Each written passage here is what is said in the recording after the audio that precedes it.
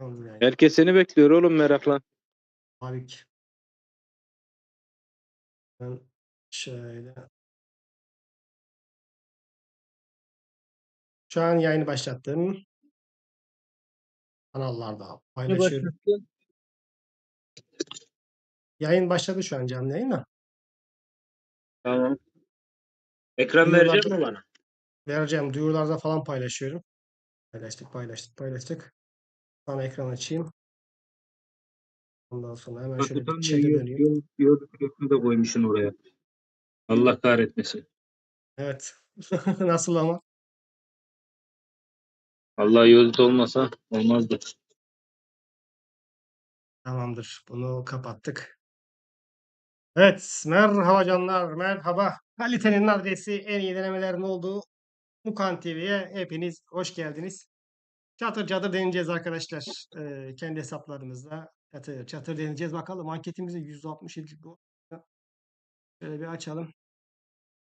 Miyamoto Skipo Lagerta demiş %67. Ramses Tamam. Skipo Liang diyenler Alo. %20. Evet. Teşekkürler dostlar. Hoş geldiniz. Merhabalar. Merhabalar canlar. Sesim geliyor mu ya? Geliyor. Duyuyorum ben Rıdvan seni. Alo Rıdvan. Duyuyorum. Merak etme duyuyorum. Dostlar bir yayına beğenelim. Bir beğen tuşuna çökelim. Gruplarımızda mümkünse yayında paylaşalım arkadaşlar. Rıdvan hesaba gireceksin mi şimdi sen? Diğer hesaba. Ona bir giriş yap. Bir yer seçelim. Orada ittifaktan çıkalım, savaşalım.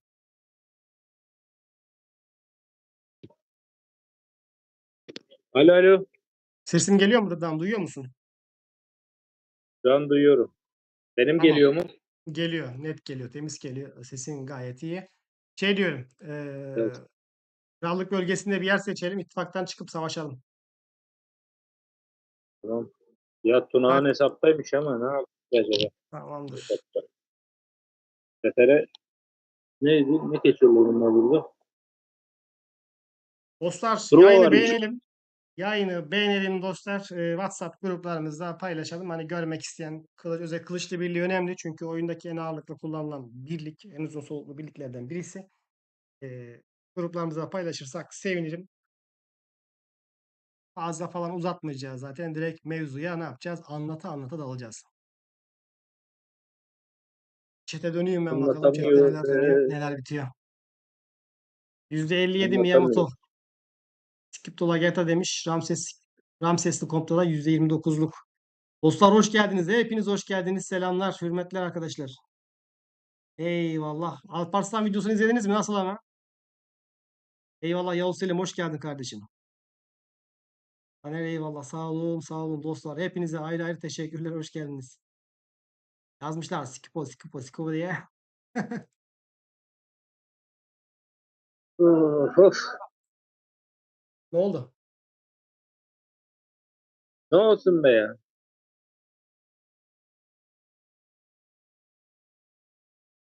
Şimdi Hangisi daha verimli? girdin mi hesaba girebildin mi? Ramsız, Ramsız denemedim bu arada. Ha. Bir kere denedim. Bir kere denedin daha Devamlılığı Ramses'i. gelmedi yani. Evet. Evet. Ramses de güzel kritik atacak diye umut ediyorum. Bakalım. Bakalım deneyeceğiz. Göreceğiz. Deneyip göreceğiz. Mor teknolojiyi açmaya da az kaldı. Bir dahaki kayda kadar açarım mor teknolojiyi.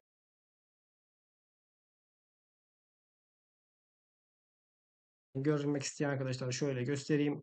Bura bu şekilde.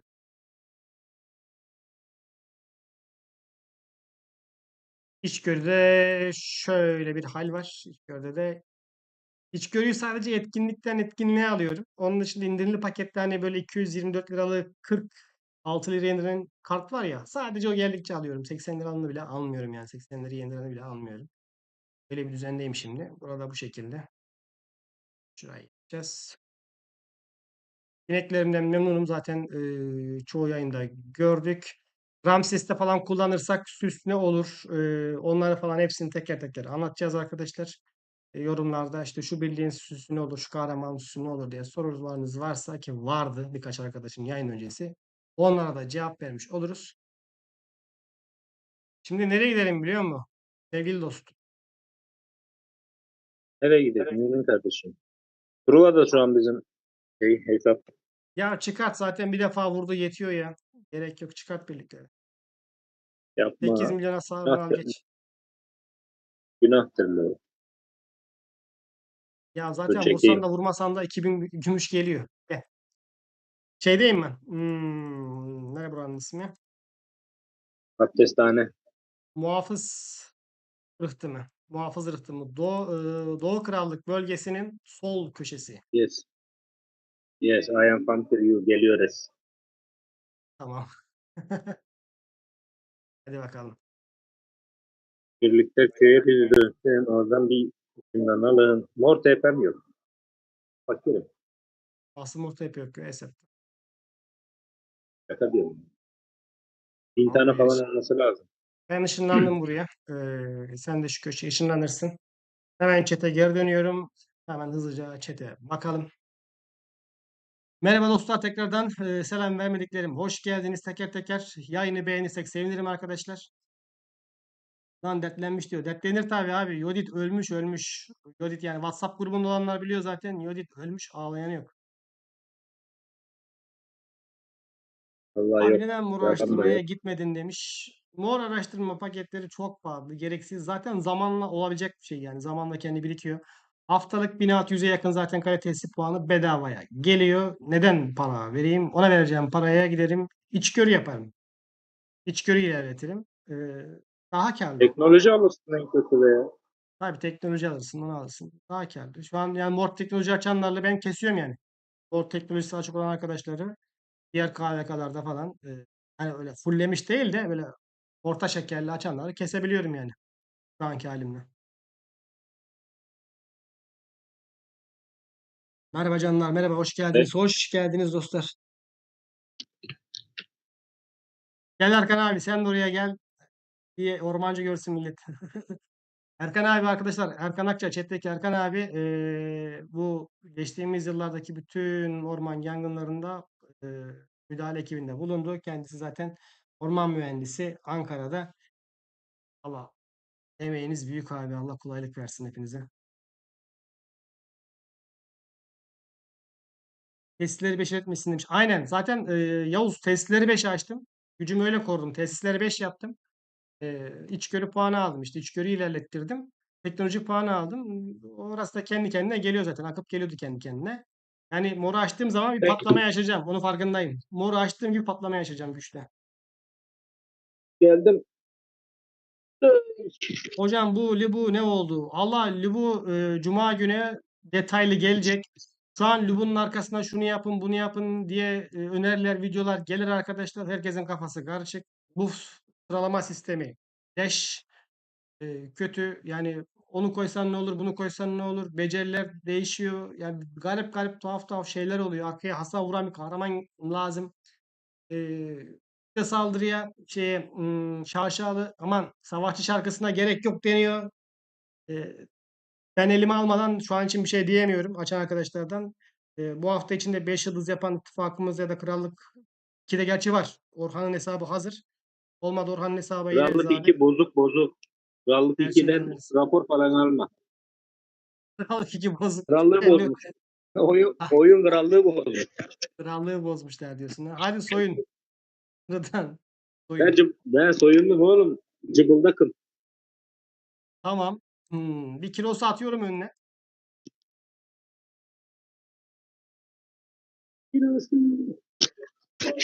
Soydun mu Kilosu, kilosu? kilosu elbiseye atacağım ama çıplak atmayacağım. Haberin olsun. Niye? Biz çıplak gelirken oluyor mu öyle İyi ya? yani. Olur olur. Şimdi antisi ya. Tabii canım saçma olur ya. Tamam Oğlum dur benim senin kilosu. yüzü itemler Allahsız. Bütün Abi bütün itemlerin 3-4 yıldız. maksat Anti mi maksat kalır orada? maksat mızrakla skip mızrak kılıcı yenmek. Oğlum zaten %30'luk buff farkı var. Sen zaten itemlerden fazlasıyla alıyorsun o buff farkını. Antilik falan kalmıyor yani. Evet.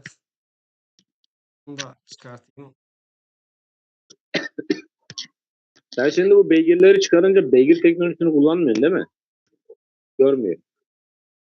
Beygir Görüyor. teknolojisi olmaz mı ya? Bence Olur. görüyor. Görür. Görür Değil mi? beygir Oluyor teknolojisini değil mi? tabii. Tabii, tabii, tabii. Oğlum sen teknoloji full lan, bu teknoloji sıfır bitirdin. Evet. Ya önemli olan kıyaslamayız zaten. Yani burada ya Ramses'i dövdü, dövmedi. Bizim mevzumuz o değil ki. Bizim Önemli olan mevzumuz müşteri memnuniyeti. evet. Bizim mevzumuz süre, ayakta kalan asker sayısı, becerilerin etkinleşme ihtimali, becerilerin sırası, Ya benim kıyaslama, birlik kıyaslama. yüzük var Yani üzerinde. isimde bu. Heh, sayayım. Ya muhabbet.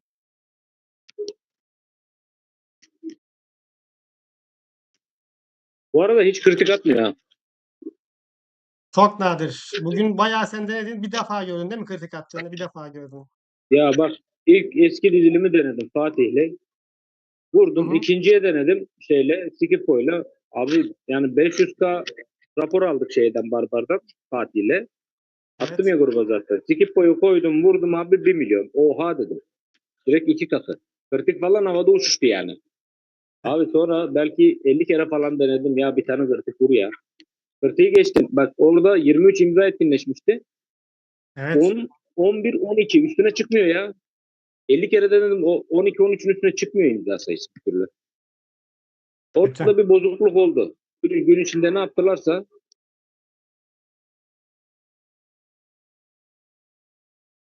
Fatih'le de zaten o kadar atıyordu abi imza.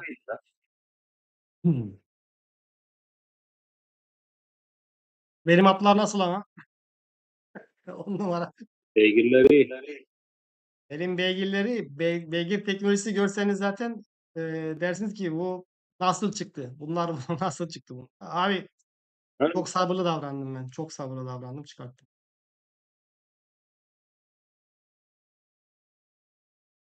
Benim böyle bir şeyim var. Çok sabırlı insanımdır. Beklerim yani. Bir Ramses'i şey çıkarsana abi. Soyu sana bir sürpriz yapayım. Bu sırada da şeyi göstereyim. evet. Benim beygirlerin şeyini göstereyim. Sol tarafı. Teknolojiyi görmek isteyenler olabilir. Hayvan Araştırma Merkezi'nde böyle bak. 3 3 3 3 3 3 3. Burada bomboş. Burada 1 1. Böyle yani. Başka da vermiyorum. Vermeyi de düşünmüyorum. Şurayı fulllerim. Burayı tam full yaparım. Ondan sonra ben buraya veririm. Şu an beygirlerim iyi. Sarı atlarım, mor atlarım var. Becerilerim en kötüsü mor.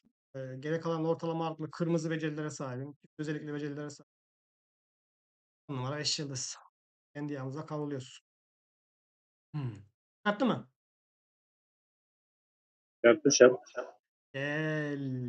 Gel kuzum gel aç. Gel kuzum gel. Oğlum Dur ben de Barbar'da mı çalışmıyor acaba bu ya? bilmiyorum. Dur ben de paralı askeri çıkartayım da şey olmasın. Bari öyle bir adaletsiz olmasın. Bende var paralı asker. Bende paralı asker var. Dur ben de çıkarayım. Tamam tamam çıkartma çıkartma o zaman çıkartma dur çıkartma çıkartma. Biz Hayatta olmaz oğlum. dur dur Dur dur dur deneyeceğiz dur boşu dur dur. boşuna. Bunun paralı askeriyle onun paralı askeri birbirini dengeler zaten. Benim paralı askerin ikinci kısmı bir seviye okçular. Gel. Bunun da aynı herhalde Bir, zaten. bir Napolyon. Ben bu gidişle Napolyon'da Evet. çay içeceğim zaten. Lagerta var 5 yıldız. Şimdi Scripto 5 yıldız yapmaya da bir çalışırım ben büyük ihtimal. O kritikleri görünce Ramses'te. Görürsek. Skipto var. Lagerta var. Ulan bir kumandan eksik. Napolyon'la artık çay içelim ileride. Tamam. Çünkü o savaşçı kılıcı yaparsam Ramses okçuya döner. Ya Ramses'te 4-5 tane kritik attı, onu gözlemledim de. Evet ittifaktan çıkar mısın Yani beyefendi? vallahi iyiydik böyle aslında yani. İttifaktan çık. Nereden çıkılıyor oğlum? Onu da unutmuşum ha. Ondan unuttun. Tamam çıkmışım galiba değil. Bir çete bakayım ondan sonra savaştıralım. Hemen hızlıca bunu bir deneyelim. Bunun hocam demiş. O yaşlı kurt Erkan abi. Vlad'ı mızrakta kullanıyorum demiş. Lub'u deneyecekmişsin abi. Vlad'la kullanacak diyor. Aynen bak. Lub'u da yani Zoan 5 yıldız Zoan yapacağız. Yapıldı. 5 yıldız Lub'u, 5 yıldız Timur, 5 yıldız Durgavati, 5 yıldız İlla 5 yıldız Vlad. Bu kahramanların hepsi var hesapta. Hepsini deneyeceğiz arkadaşlar. Cuma günü bekleyin. Yarın videosunu çekeceğiz. Cinle cinle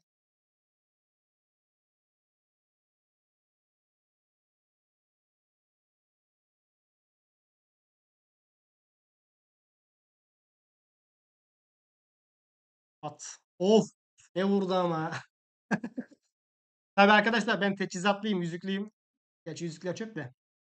Teçhizatlıyım o yüzden. Bir deneyelim mi? Kılıca geçmeden önce şu okçuyu benimle bir deneyelim mi okçuyla? Soy bir zahmet olacak ya.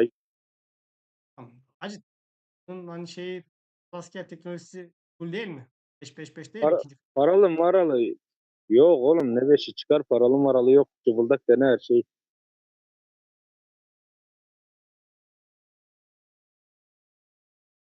Senin kale tesislerin yüksek. Bunun 2 kale tesisleri. Evet. Senin 5. Senin beygir teknolojin var. Bunun beygir teknolojisi yok. Tamam. Zaten biz ona Yani bakmayacağız ya. Ona bakmayacağız zaten. yo millet bilsin de sonra der ulan bu Miyamoto bunu kesemiyor veya onu yapamıyor bunu Ha, yapamıyor. Yani aynen güçlü aynen. şey Aynen. yapmasınlar.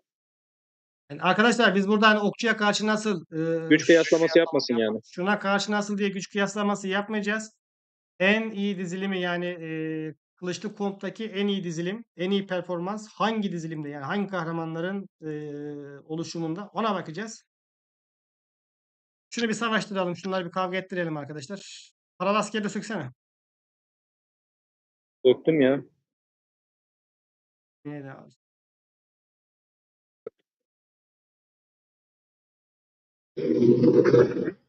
Tamam. Kaldır. Hadi bir okçulara kapıştırak. Yani şey bak burada 17 saniye 8 imza atmış bak. Barbarda çalışmıyor herhalde Ronaldo. Barbarda çalışmıyor olabilir. 17 tane mi atmış orada? Çok iyi. 17 Çocuk saniye şurada. 8 imza. 17 saniye 8 imza. 8, 16, 24. Oha. Saniyenin üzerinde. Oğlum Gel. 30-40 saniyede 5 tane zor atıyordu Barbar'da. Evet, Ona evet ayar oldum. raporları Belki gördüm. Yodik'te deneyebiliriz. Ödit'te deneyebiliriz. Kritik gözleyeceğim bakalım hiç vuracak mı kritik. 90K 70 19 bin vurdu kumandanı. Döver. Miyamoto dövecek gibi geliyor yani iyi duruyor. Ha, ikinci kumandan geliyor. Bitti şansın. Yok ikinci kumandan attı. Okçu yani normal antis. Bir de benim kale tesisleri falan yüksek. Kale tesislerim 5. Ondan sonra binek teknolojim var. Oğlum Tamam. eşit şartlarda dövermiş bunu ha. Eşit çaplarda kesinlikle dövermiş. Ama Napolyon da şu şekilde. 5 yıldız Napolyon, 5 yıldız Şarman, 4 yıldız Selahattin. Tabii tabii. Yani burada yanlış anlaşılmasın. Karşı taraf yani güçlü. Buff'lara bakabilirsiniz burada. %52.7 can. Bunlar şeyden geliyor. Binek teknolojisinden geliyor yüksek ihtimal şu can olayı. Hızlı saldırısına bakalım zaten. Kale tesisleri %25, adamın Tema %10. bonusundan geliyor. Tema Tema bonusu bonusundan geliyormuş. %14, %7,5. Görüyorsunuz. Tema bonusuyla iş kale stasyonu fazla. Oradan geliyor. Tamam. Şimdi dizilimlerimiz belli. Miyamoto, Skipto, Lagerta, Yodit, Skipto, Lagerta, Miyamoto, Skipto, Yodit. Değil mi? Böyle düşündük. Ve Yes. Ramses. Eee, Ramses'i ben çıkartıyorum. Sen çıkar bakalım ben sesi. Uzun soluklu savaş olur inşallah. Bir dakika dur. Paralı asker değiştireyim. Yani Ramses'im benim sağlam. Binek teknolojisinde de en çok Ramses'e tıkladım. 7-7 yaptım onlar yani. Ona, onun da 10 olan kısımlar hep ona 7-7 falan yaptım. İnşallah Ramses dayanır. Ne kadar dayanırsa, savaş ne kadar uzun olursa o kadar iyi. O kadar iyi. Gözlem için o kadar iyi olur. Hani böyle 50 saniyelik bir savaşta falan izleriz. Şimdi aslında buraya pür dikkat atmak lazım. Niye pür dikkat? Kırmızı renkli hasarlara dikkat edin arkadaşlar. Üzerinde yıldırım işareti görebilecek miyiz? Başla. Ver ver içeriz çay.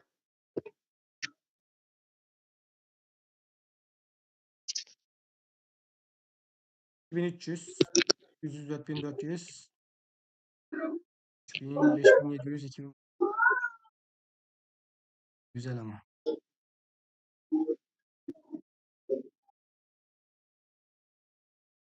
Sen kritik görebildin mi şu ana kadar?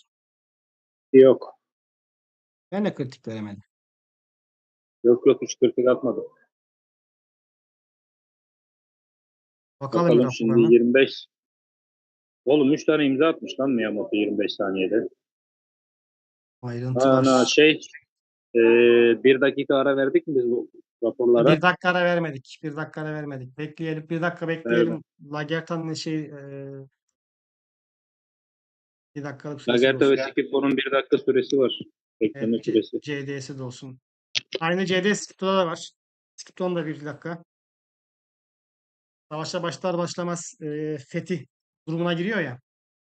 Aynı durum orada da var. 3 tane imza atmış ya.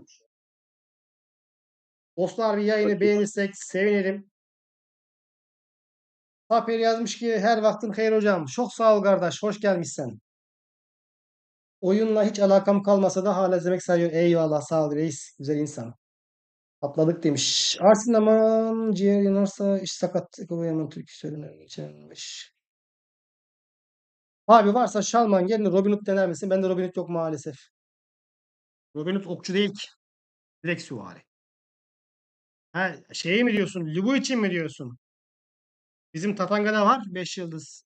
Ama şey Olmaz yani ya. adamın hesabına giremiyoruz. Selman'ın özel nedenlerden dolayı. Yani desek de deneyemeyiz. Ya oğlum zaten Robin'in Lubu'yla hiçbir alakası yok ki. İkinci imza ile çalışıyor Robin. Ben sana Başka bir şey hiçbir etkisi yok. söylesem Alparslan, Fatih, Şalman nasıl olur? Alparslan, Fatih, Fatih, Şarman. Olabilir. Denemek Şalman lazım. 4 tane falan şey atsa Şalman 4 tane falan şey atsa imza atsa Arada Napolyon'a tıklatsa fazladan diye. aynen Napolyon'a fazladan 4 tane 5 tane imza attırsa kurtarır hasarı. Alparslan'a. Şey Alparslan aynen. 1 dakika dolmuştur ya gel. Bakayım rapordan dolmuştur zaten. Hayır 2 dakika olmuş çık.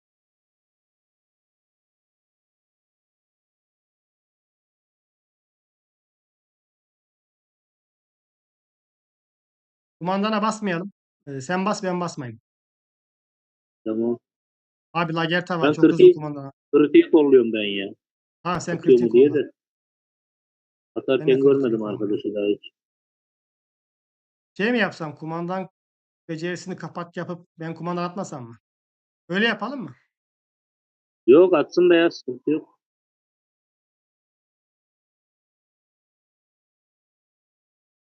Kritik Bende göremedim. Lagerta mı var? Lagerta var. Bence iyi rapor aldı sana karşı. Bence de. Değil mi? Bence de 10 numara rapor aldı ha. Bence de 10 numara Kritik rapor. hiç Bak atmadı. Kritik abi atsa yok edecek ha. daha kritik ben gözlemlemedim. Bak bunun Fetih'le başlangıcı ve Lagerta'nın 1 dakikalık bekleme süreleri ikisinin cooldown'u doldu. Farkı gördünüz mü abi? Farkı gördünüz mü? Yani Skippo Lagerta oynarken bir savaştan çıkıp ikinci savaşa girdiğiniz zaman dayak yerseniz şaşırmayın. 1 dakika bekleme süreleri var ikisinin de. Öyle bir handikapı var. O yüzden sağlam dizliyseniz yani 3-4 kişinin 5 kişinin arasına birden girin yani. Birden girin. Buradan ikinci bir savaşa başlamayın. Rakipte saldırı kullanıyoruz bunda bak. Ee, 71K Sabah 12K çok güzel. Söyleriz lan.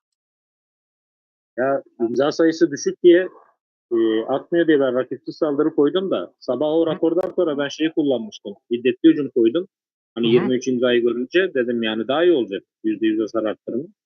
Evet. Hı. E, Baktım sonra 5 tane, 7 tane, 8 tane, 10 tane anca atıyor. Şey düşünce imza sayısı Hı hı. dedim bari rakipsiz saldırıyı fulleyim koyacağım. Aslında hiddetli hücum daha iyi olur buna. Yani eğer böyle atarsa 13-15 imza. Kaç imza attı şimdi bu? Full attı değil mi? Flat.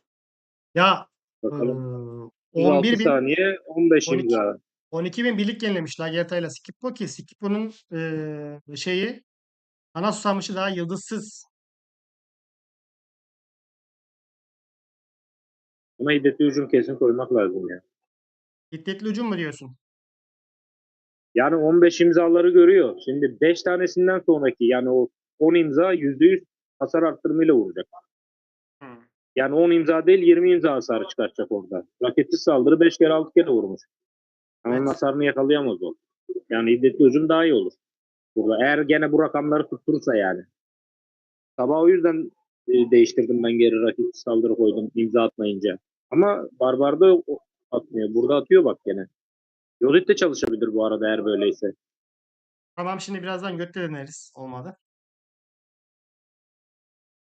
İddetli hücum koyayım mı buna bir? Koy bakalım bir. Dur bir tane beceri sıfırlayayım da. Bulayım onu da. Beceri sıfır derken Yodit'i de düşün ha. Allah sıfırlama yok zaten iki tane mi bir tane ne var? Onu da artık Tamam, VIP'den kafamıza alsın. vurmaz. VIP'de yok mu VIP'de? VIP mağazada. VIP'den aldım ya. VIP'den aldım. Sen Barbar'ın Neyse iki üzerinde tane denemek için onları sıfırlarsan olacağı. Neyse gel. dur bir dakika geleceğim. Alıverim ben ona iki tane oradan ya. Mağdur olmasın. Tamam. İnfazcısı full şeyin Yodit'in ya. Öbür becerisi full değil. Tamam, güzel o İnfazcı zaman. dolu şu an. Hazır Tamam yani. o zaman. Tamam. Ufak bir dokunuşla Bir dakikamız halloluruz. doldu mu? Dakikalık süre doldu. 3 dakika bile olmuş. Arkadaşlar yani buff farkını falan gördünüz. %15'lik tesis puanı farkı var. Benim içgörü puanları uçuk. Ona rağmen Ona rağmen iyi çok rapor güzel. aldı. Çok güzel rapor aldı. Siktipo'nun kana susamış becerisi daha karşıda 0 yıldız.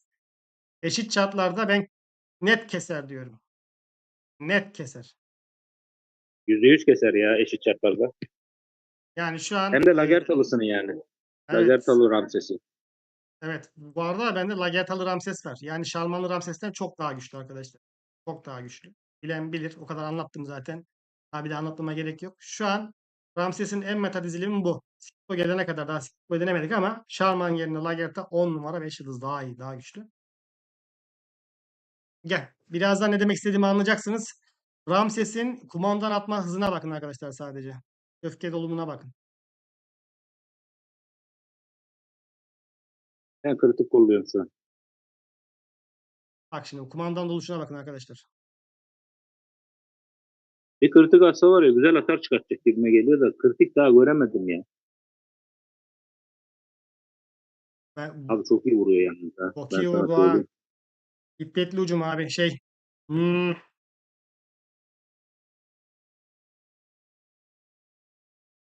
İddetli hücum ya. Şiddetli hücum daha iyi oldu. Aynen Daha iyi aynen. oldu İddetli hücum abi. Net İddetli hücum. Yani çok iyi Zaten oldu. öyle olması lazım. Ya Yani bu buff 15'in 13-15'ten sonra hani o civarlar imza attı mı iddetli hücum net yani. evet, şu buff farkına yenildiyse tamam. Yani artı diğer farkı göstereyim. %7 tema bonusu farkı var. %15 restorasyon farkı var. Var oğlu var. Eroğlu var. %3 can var. Evet. Çok iyi. 10 Güzel numara 5 güzel yıldız. ya. Çok güçlü. Koy Yodit'i gelsin. Yodit getir. Ha bunu gördük. Yodit'i koy gel. Ya gözümü korkutuyor. Yodit deme. 34 saniye sürmüş. 36 saniye sürmüş. 34-36 daha kritik atmadı değil mi? Yani kimse gözlemleyebildiniz mi abi kritiğini? Ben hiç görmedim abi ya kritik. Kritik atsa becerisi orada görüyorum ben 5K falan vuruyor beceriler de 10K falan vurur yani 2x vuruyor Evet. becerisi kritiği. Evet. 2 kat vuruyor değil mi? Çok Peki neden Lubu'da tabii 7 kat vuruyor da arkadaşlara söyleyelim. Neden Lubu'da 7 kat 7x vuruyor? Ama şeyde bu kılıçta 2 kat vuruyor oradan. valla sabah gözlemledim beceri hasarlarını direkt 2x yapıyor. Bu %20'lik kritik hasarı var ya biz şey değil ben bunu şey diye biliyordum. Ne yazıyor bakayım bir dakika. %20 kritik vuruş oranı bak. Bu kritik vuruş oranı hasarının oranı muhtemelen 2x. Yani %20'si direkt 2x oluyor. O Lubu'nun %70'leri buluyor ya %70 mi 75 mi de maksimum. O Evet. yüzden 7x vuruyor. Bu herhalde o. Çünkü şeyden aklıma geldi bakmak. Çünkü etkinleştirme ihtimali de var burada çünkü. Kritik vuruş Lubu'daki oranı etkinleş değil mi? Kritik vuruş oranı kaç x vuracağını mı belirliyor? Kısaca. bence o yani. Çünkü Evet. gözlemlediğim kadarıyla net 2x vuruyor. Ramses'te gözlemledim onu. 4-5 kere attı. Normal hasarının direkt 2 katını vuruyor. Tamam. Getir Yodit. Lubu ondan herhalde vuruyor. Bir saniye. Şu an Yodit, Skippo, Lagerta deneyeceğiz arkadaşlar. Onun arkasından da Yodit, Miyamoto, Skippo, Yodit deneyebiliriz. Yodit'e detli hücum koymadım. 0 yıldız diye ama onu da koyabiliriz. Savaş kükremesi var. İnfazcı becerisi full sadece. Gel. Boş. Ben bir de bir becerinin bak hem farkları var hem de bir tane becerinin yıldızsız.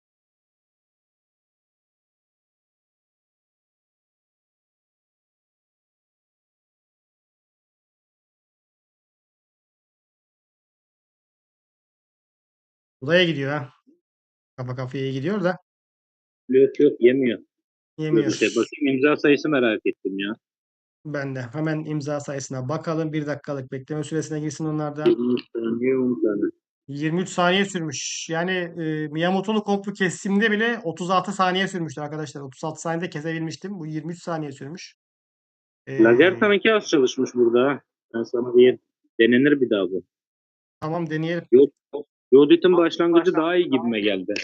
Ben şeyden öbür dizilimden ama sonrası kötü oldu. 9 defa Emin de değilim. etkinleşmiş. 9 defa tetiklenmiş. 10 defa. Barbarda çalışmıyor demek ki. Ya 23 tane 10 imza gayet normal yani. Lagerta 9 kere etkinleşmiş. O çok şey yapamamış herhalde ya.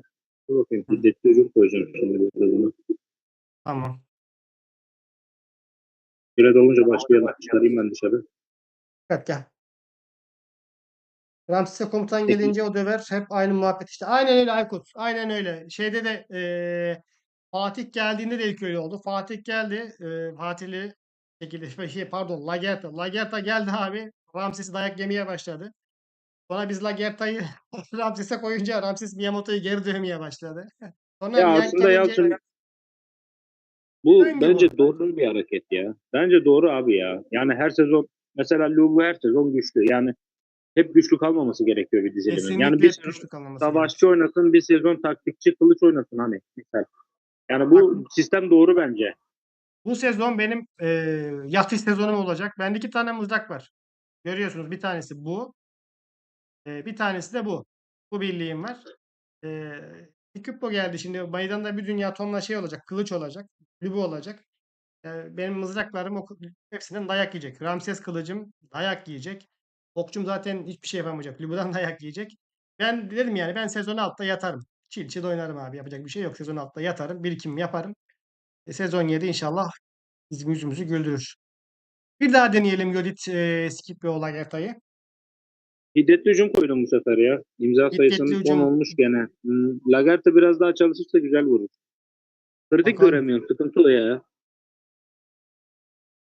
3400, 5300, 8071 ama kritiksiz 8000. Yodit'in güzel hasarı. 4000 kritik geldiği zaman zaten animasyonu böyle yana doğru çıkıyor böyle.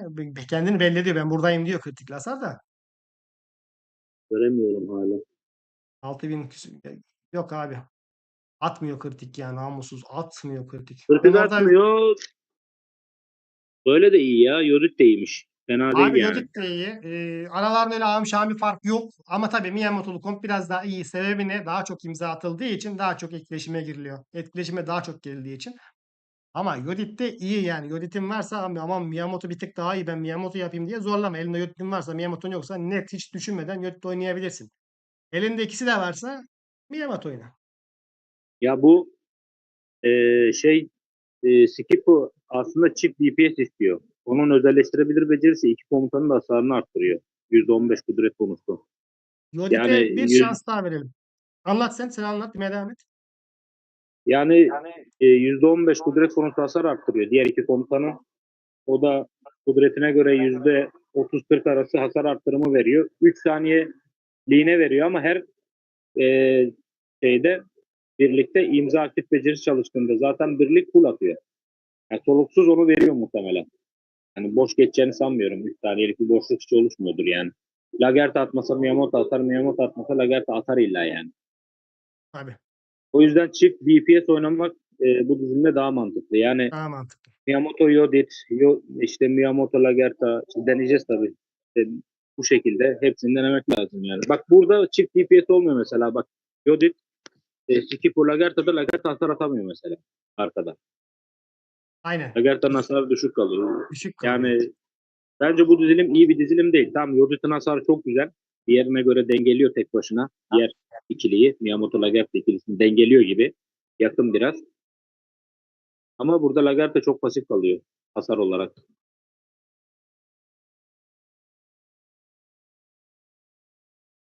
Şu Bir an de için Miyamoto, Miyamoto iyi.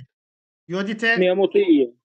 bir şey denemek istiyorum. Yodit'i bir daha deneyelim ama Lagerta'ya ya da neyse bir daha deneyelim ya. Çıkart bir daha deneyelim kanka. Bir daha deneyelim. Kanbağını mı diyeceğim? Kanbağan diyecektim de Yodit'e bir şans daha verelim. Valla Kanbağ benim de aklımda var da. Çünkü tek DPS olduğu için direkt Yodit'e atılmak daha mantıklı dediğin gibi. Evet. Kanbağ'a bakayım, seviyesi 0. Deneyebilir 0 seviyede. Fırlama şansımız var mı? Fırlama şansımız var mı? Yokum diyor. Yok mu? Yok. Deneyen, isteyen denesin ya kendi hesabında yani İsteyen artık. Kanbağan deneyebilir arkadaşlar. Ama yani Kanbağ da hiç iyi olur ya. Kanbağ da iyi olur. Ama Kanbağ Yotte iyi olduğu gibi tabii ki Miyamoto'ya da iyi olacağı için değişen de çok fazla bir şey olmaz yani. Söyleyelim. Ama Skipbo olduğu için yani Dikkatli. Fatih varken Karasamış çok iyiydi. Ama Skipbo varken daha fazla imza atılacağı için Kanbağ'ın önemi burada artıyor arkadaşlar. Ne oldu lan? Fazla imza atamadı. Ha, Kaka, Atamadı. daha bir şey Şey de 40, söyleyemiyorum. Hı, ben 40'ya evet, bakıyorum da yok, imza sayısı çok az etkinleşmiş zaten de. evet. Kritik de atmıyor ya. İş Kritik yani attı. 0. Bak bütün denemelerde boş geçti. Lagerta yine 13 tane imza yapıştırmış da Yodit 8. 8'de yani Miyamoto. Ya bir Yodit Yodit olur. Olmaz değil de Miyamoto daha stabil. Daha stabil çalışıyor. daha çok Miyamoto çalışıyor gibi değil mi? evet. Miyamoto Skippo Yodit gelsene. Mustafa Miyamoto Solmaz. Kanal Skippo Yodit. Samış'ta Aynen. bu durumda daha iyi. Mesela FSM kullanıyorsanız Kanal Samış kullanın. Ama Trivana kullanıyorsanız kesinlikle Kanba kullanın. Çünkü ne kadar çok kumandan imza o kadar köfte yani diyelim şey için. O beceri Ya için. kumandan 10 imzanın üstünde 13-15 imza atıyorsa Kanbağ hiddetli hücum kullanılır. Yani 8-9 onlarda kalıyorsa rakitsiz saldırı kanıtlamış nettir yani.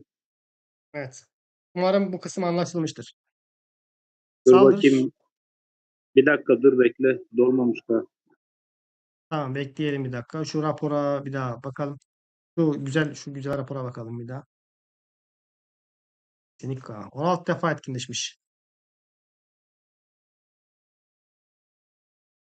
Bu etkinleşme ihtimali o savaşın başında tutarsa Yodit için konuşuyorum bunu. Miyamoto için söylemiyorum. Savaşın başında tutarsa ihtimaller hasar geldiği için karşıyı azaltıyor. Karşıyı azalttığı için doğal olarak bir savunma kazanıyor. Nasıl bir savunma kazanıyor? Karşının asker sayısı azaldığı için iyice hasar da azalıyor. Aslında bu da bir nevi savunmadır. Yani her saldırı aslında bir savunmadır mantığı var ya. O burada. Ama yani Miyamoto'dayken Lagerta'yla birbirlerine spam attıkları için imzada o biraz daha stabil. Daha fazla imza attığı için daha sabit. Rakipsiz saldırıya döndüm burada. Silah sayısı düşeceği için. İmza sayısı düşeceği için rakipsiz saldırıya döndü. Tamam. Doldu Miyamoto mu? Skippo Trip olur mu demiş. Miyamoto Skippo Trip. Miyamoto Skippo Trip olursa olabilir. Olmaz. Olmaz olmaz. Elinde varsa belki olabilir. Yani elinde başkaları yoksa. Yapacak bir şey yok çünkü. Hasar vurmaz o dizilim. Tırmalar durur. Kesinlikle. Miyamoto tek başına o kadar hasar sırtlayamaz yani. Sezon 1 değil çünkü. Yani Sezon 2 değil.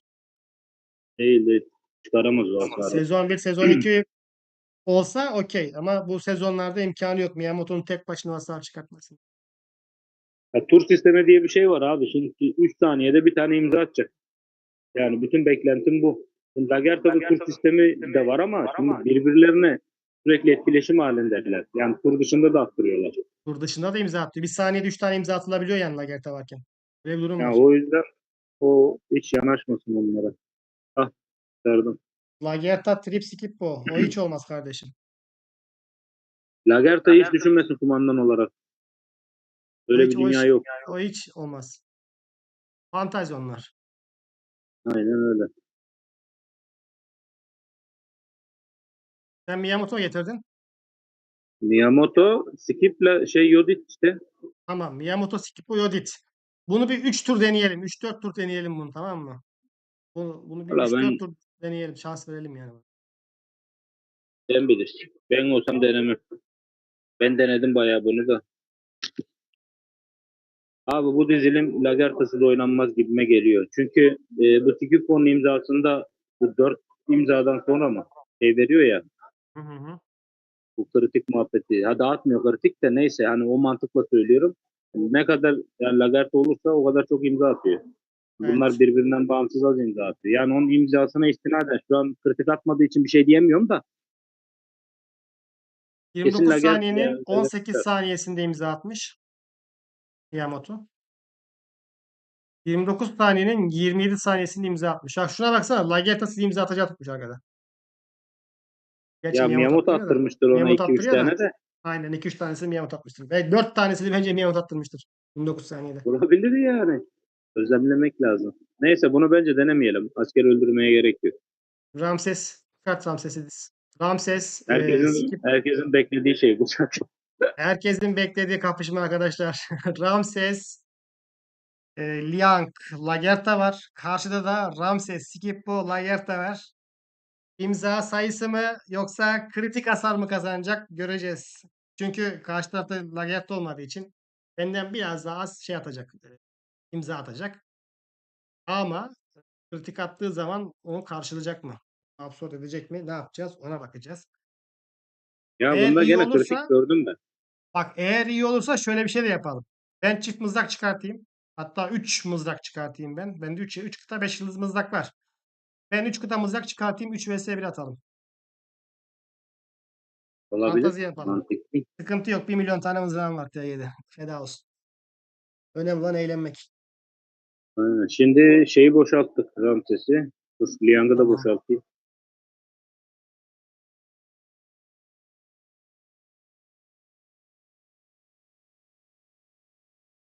Arkadaşlar bu ilk kahramanlar geldiği zaman bir kahraman tanıtım videosu yaptım ya ben.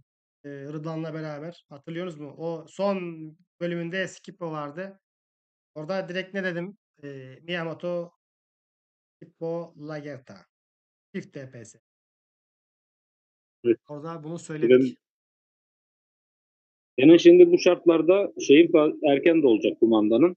Erken hasar atmaya başlayacağım. Ben hasar vurmaya başladığımda kritik atıp dengeleyebilecek mi onu? Onu gözlemleyeceğiz. Benim erken kumanda atmam tamamen şans. Çoğunlukla hızlı atıyor ama bazen yavaş atıyor. Ramses çünkü imza atmayınca Lagerta attıramıyor. Doğru gözlemleyelim bakalım.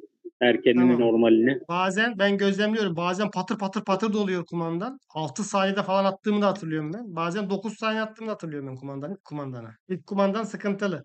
Ama ondan sonra akıyor gidiyor. Hadi başlayalım.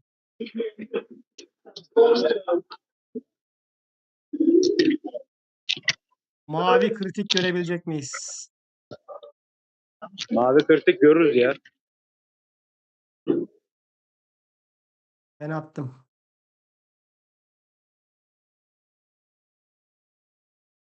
Aha attı 8500 gördün mü? Bir tane daha attı. 8500 attı. Bir tane daha attı. 2 tane attı. 3 tane attı. Çok iyi lan. Oğlum çok 4 tane attı. Çok güzel atıyor ha. Kesti Lagerta'nın abi. bence çok üstünde. Lagerta'nın çok üstünde. Yatağının Çünkü çok senin üstünde.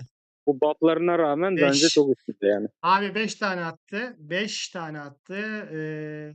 Kaç saniyede 5 tane attı? Çok iyi lan. Abi yani benim Ramses'imi dövdüyse benim bufflarım için birazdan tekrar göstereceğim. Benim Ramses'imi dövdüyse okey abi. Adamın da hakkına susamış 0 yıldız ya. Gerçi 0. Artı buff farkı var arada bak. Can farkı var. Strateji komp arkadaşlar. 334 312. Orada %20'lik bir fark var. Savunmada da %20'lik bir fark var. Kudret'te de var. Yani normal saldırı hasarları geçti onu. Neyse sonuçta var yani. Var oğlu var. Lagerta'nın önüne geçti o zaman bu gibi duruyor. Geçti abi yani. Hemen bakalım imza sayılarını merak ediyor insanlar. 40 saniye sürmüş. Çok Çok fark tatlı var ya. sürmüş. Çok tatlı sürmüş. 40 saniye sürmüş. Abi yenilenen birliğe bakar mısın? Onu da geçtim. Yenilenen birliğe bakar mısın? 13.000 Bu birlik yenilemiş. imzaya bağlı olarak yeniliyor herhalde. Ramsey çok imza atıyor diye yeniliyor. Miyamoto da yenilemiyor bu kadar bu ya. Yo, Miyamato'da da 12.000 birlik yenilemişti. Ben 8.000 yenilemiştim. Sen 12.000 birlik yenilemiştin. Yenilemesi güzel. Anlat Yenilemesi. Danuşka ne kadar yenilemiş acaba? Yaz şimdi. 53 imzaya 30 imza. Görüyor musun abi? Ben 53 tane imza atmışım. Bak aynı buff'lara sahibiz ha. Hatta buff olarak ben ondan güçlüyüm. İkimiz de %130 buff'a sahibiz yani. Ee, birlik bonusumuz. Birlik bonusumuzu ikimizin de birlik bonusu şu şekilde. Hemen rapora döneceğim. Bak çok güzel rapor. Yani %130. Onda da lagyat yok. Skip var. Onda da birlik bonusu %130.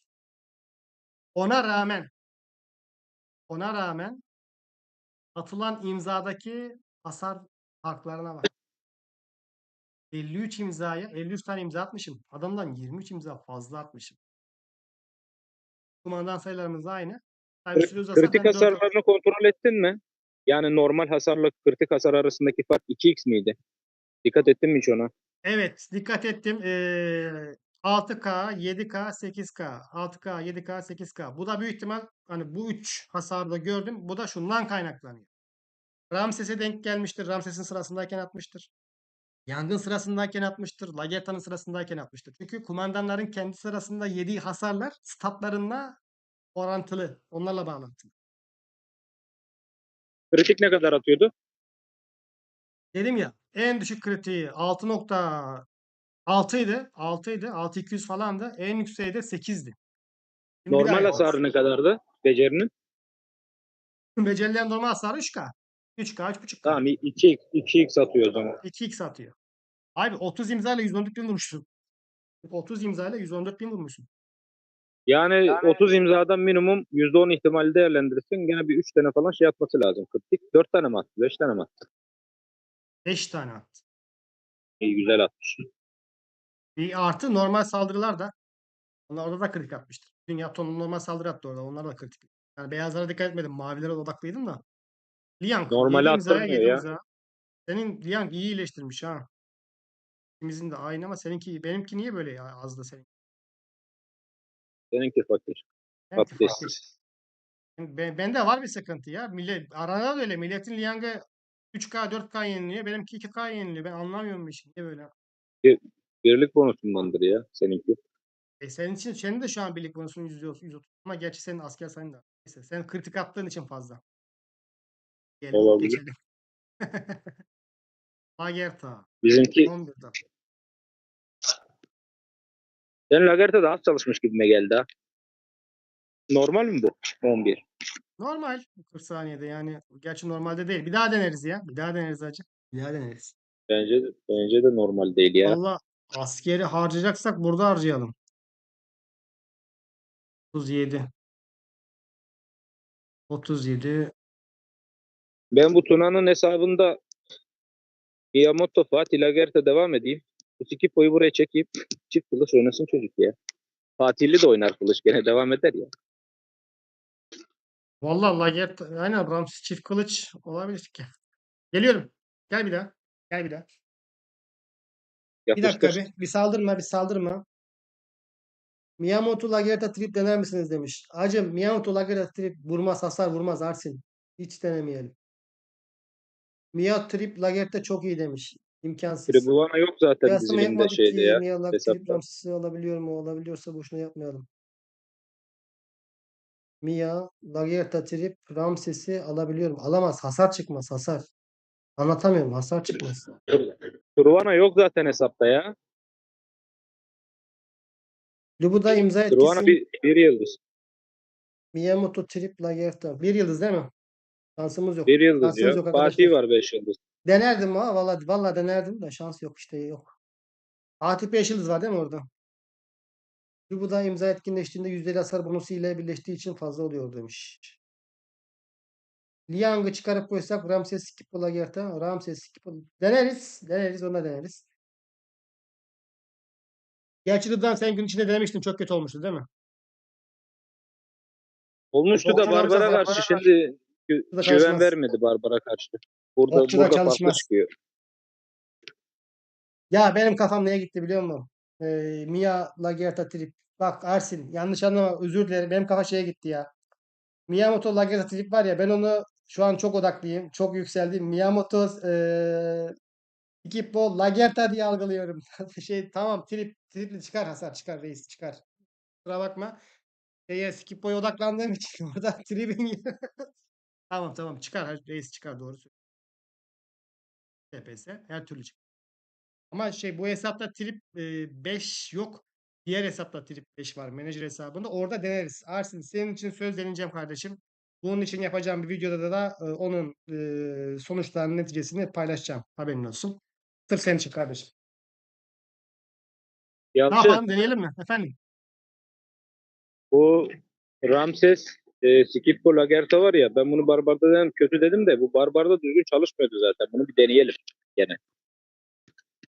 Tamam. Ramses, Skiplo, Lagerta mı? Aynen. Tamam biz şurada 2 tur böyle bir daha deneyelim. Bak 2 tur daha deneyelim. Gel saldır. Ondan sonra Ramses ya da Ramses diyorum. Ramses, Skiplo, Lagerta deneriz. Tamam. Mito'nun kokusu altındayız. Hadi başla. Haydi gel.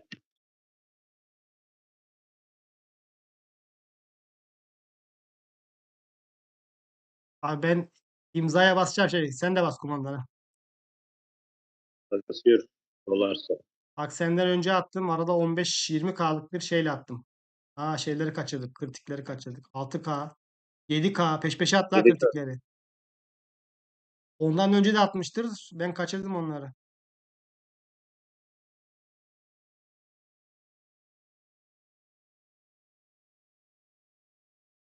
Ya da ben de öldüm. Lagerta da öldüm. Abi işte Lagerta çalıştı burada. bakacağız. Rapora bakacağız şimdi.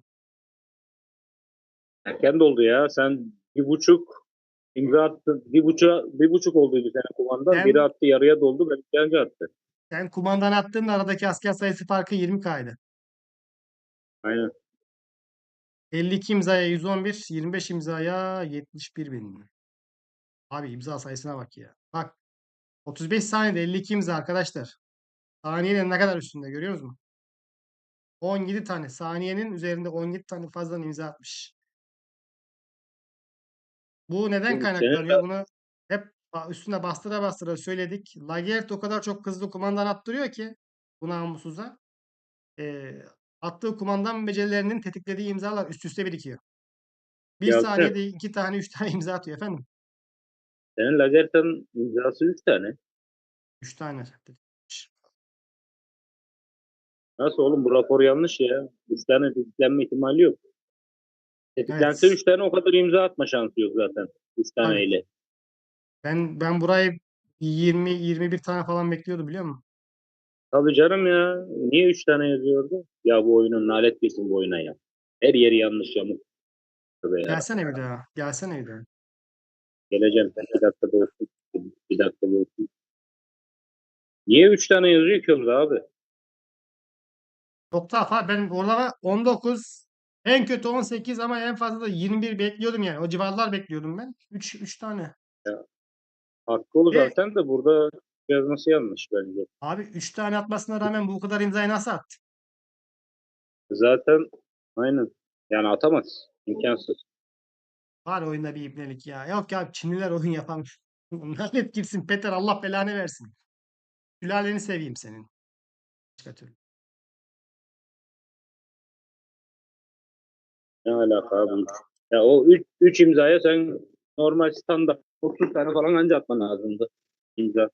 Çok imza çok az asıllısı doğru olsaydı ilk karşılaşmada yine fark atman gerekiyordu. Aynen öyle. Şu an aslında sonuca en son bakarız zaten de. Bizim fokus olmamız gereken onun attığı şeyler, kritikler. Bir dakika oldu mu? Oldu bir dakika. Bir 15 saniye daha bekleyerek saldırık. İlginç. İlk rapor çok güzeldi ama Raporlara biliyor bak. musun? Rapor çok güzel. Ama bu ikinci rapor çok ilginç. Rapor Çok güzel. tuhaf. 3 tane Lagerthe imzasını o Ya kadar yani. Heh, güzel. Aslında Lagerta çok imza attırmış görünüyor. Normal rapor ama 3 tane yazması orada 3 sıkıntı yani. 3 nedir yani? 20 tane falan rahat çıkması lazımdı orada. Hasarı da etkiliyor. O hasar da yanlış. Bu 20 tane imzadan at- atması, raketçi saldırı falan rahat bir 20K falan da hasar atması lazımdı o Lagerta'nın.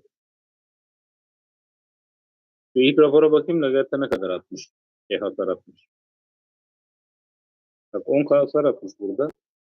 11 imzayla. 3 imzayla burada daha az atmış. Ki yenilmesine rağmen 10K hasar atmış yani farklı. Gel. Normalde 20K falan atardı. Hadi gelin bakın. İlginç ya.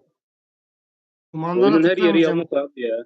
Kumandanı aynı anda atalım diye tıklamayacağım. Bak ha, baksana Lagerta nasıl kumandanı dolduruyor. Ha bak, şurada Lagerta hiç çalışmadıysa 2-3 defa çalıştı. Sadece şurada. Yani ilk kumandana kadar burada Lagerta 2-3 defa çalıştı abi.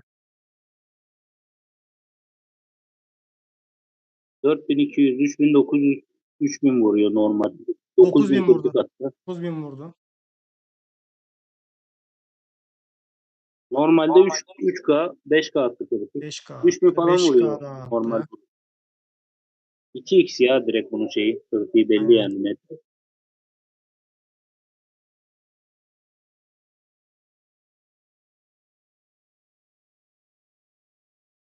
2000.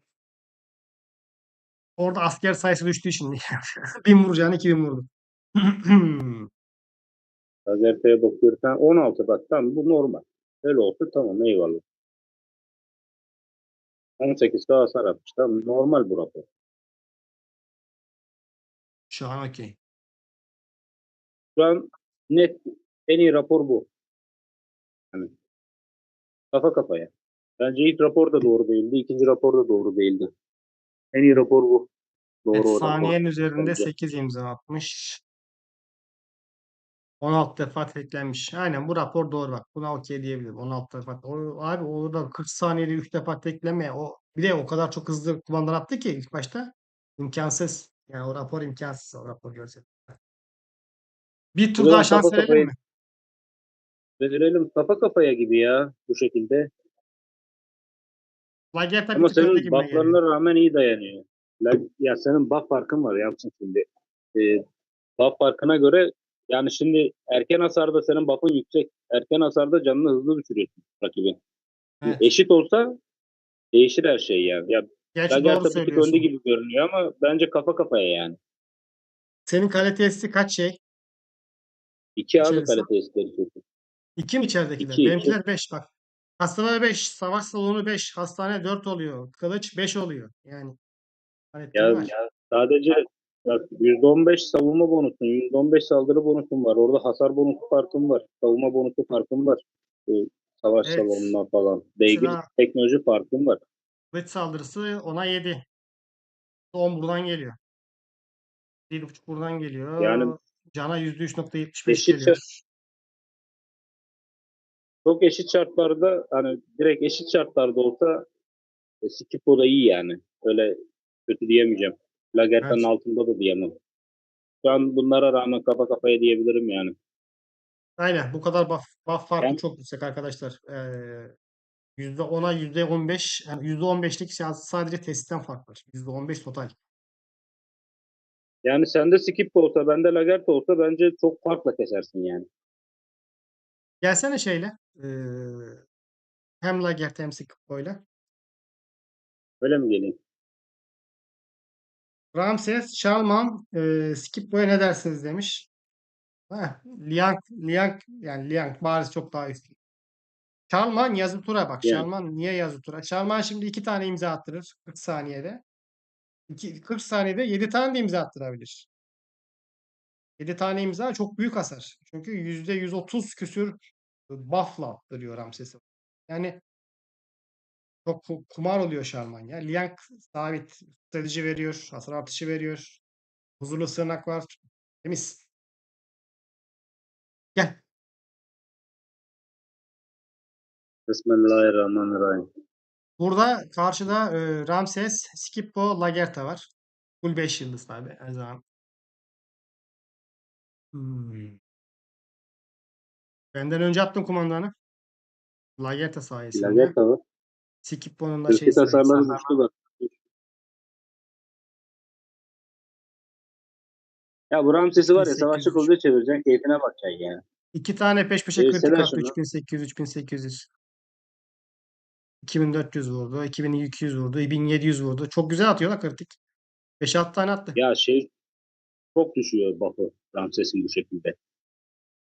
Bakalım. Şeylere baksana, stratejilere falan baksana. Yerler bitir Bakacağım yani. şimdi. Bak adamın bak bugün gruptan sormuştu. Ya 2 tane savaşçı bir tane şey koysak ne olur? Ne kadar düşebilir? Yine %130 olur mu diyordu. Abi görüyor musun? Kumandan Seri düşüyor. saldırısı. Görüyor musun? Yani seri saldırının %266'ya düşmüş. Normalde ne kadardı? Ya bu, Buradan. bu şekildeki dizilimlerde bayrağı farklı olanın buff'ları daha çok düşüyor. Şimdi burada bayrağı farklı olan bir tek Ramses var. Çift buff düşüyor. Bak şeye gir Evet. orada %130 yazıyor ama bak neye %130 yazıyor? Bak o Burada %30'luk kısma bak. nasıl? Bak Ha, Ramses'in bak %130'luk bakacağım. buff kısmı var ya bak Ramses toplam %30 alıyor Evet. uzmanlıklardan tamam mı? Diğerleri %70 alıyor. Şimdi buraya Şimdi bak abi. iki tane taktikçi koysan Ramses %70 alacak.